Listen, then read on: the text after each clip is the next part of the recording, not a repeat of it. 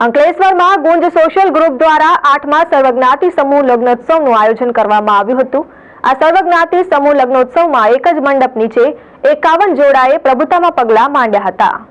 અંકલેશ્વરનું ગુંજ social group સામાજિક કાર્યોની સાથે સમૂહ લગ્નોત્સવમાં સદા અગ્રેસર રહ્યું છે। ત્યારે ગુંજ સોશિયલ ગ્રુપ દ્વારા જૂની દેવી ગામ પાસે આવેલ ગુપ્તા ફાર્મ ખાતે 7મા સર્વજ્ઞાતિ સમૂહ લગ્નોત્સવનું આયોજન કરવામાં આવ્યું હતું। જેમાં માતા પિતા વગરની દીકરીઓ તેમજ જેના માતા કે પિતા ન હોય તેવી દીકરીઓને પ્રથમ પ્રાધાન્ય આપવામાં આવ્યું હતું અને તમામ 51 દીકરીઓ પાસેથી કોઈ પણ પ્રકારની ફી લેવામાં આવી ન હતી અને એક જ મંડપ નીચે 51 જેટલા નવદંપતીઓ પ્રભુતામાં પગલાં માંડે તે પ્રમાણેનું આયોજન કરવામાં આવ્યું હતું। તેમજ દીકરીઓને અનેક દાતાઓ તરફથી કન્યાદાનમાં 27 જેટલી ઘરવખરી સહિતનું કરિયાવર આપવામાં આવ્યું હતું।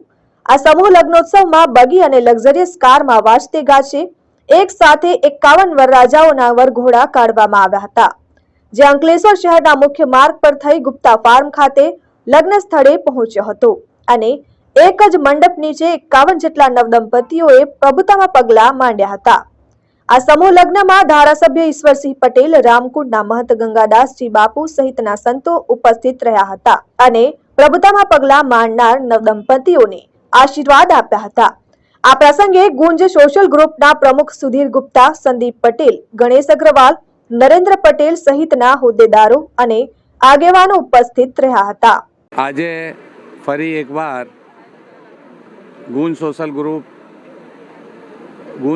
ગ્રુપ દ્વારા આયોજિત દર વર્ષની જેમ 51 દીકરીઓને પરણાવી રહ્યા છે। ત્યારે 4/2/2024ના રોજ દિન રવિવારના રોજ આ લગ્ન દર વર્ષની જેમ જેને મા બાપ ના હોય, મા બાપ વગરની દીકરીઓને પ્રાધાન્યતા દર વર્ષે આપતા આવ્યા છે અને આ જ અમારો નેમ છે। એ નેમ સાથે ફરી મગર મા બાપની દીકરીઓને આ કન્યાદાન અમે લોકો ભેગા થઈને કરી રહ્યા છે। પહેલાં મને ખબર ન હતી કે અહીંયા આગળ સમૂહ લગ્ન થાય છે।